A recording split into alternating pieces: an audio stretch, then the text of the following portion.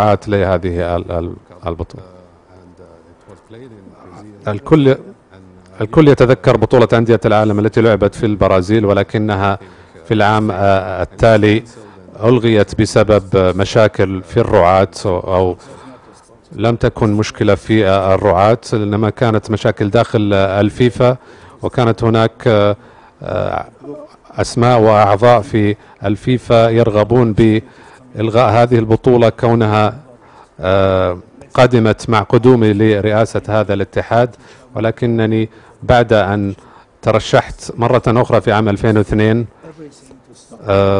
قمت بعودة هذه البطولة، ولكن إلغاءها في العام التالي في أسبانيا كان بسبب مشاكل في الفيفا، والآن نعود بها مرة أخرى، وعدنا بها إلى 2003.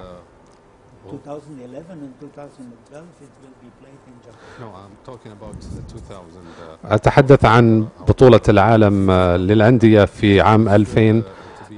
هل كانت هي البداية الحقيقية لبطولة أندية العالم بتنظيم من الفيفا؟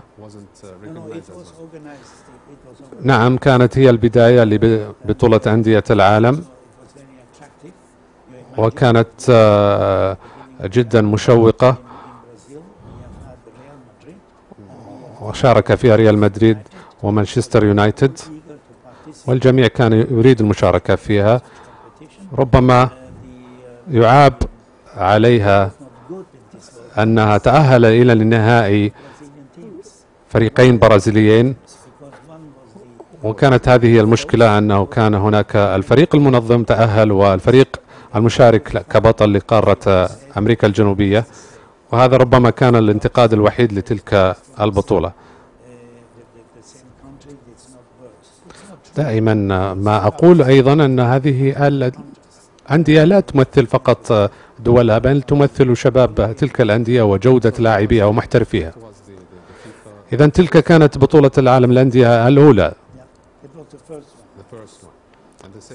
والثانية كانت بعد عامين في اليابان. ماذا عن التقنية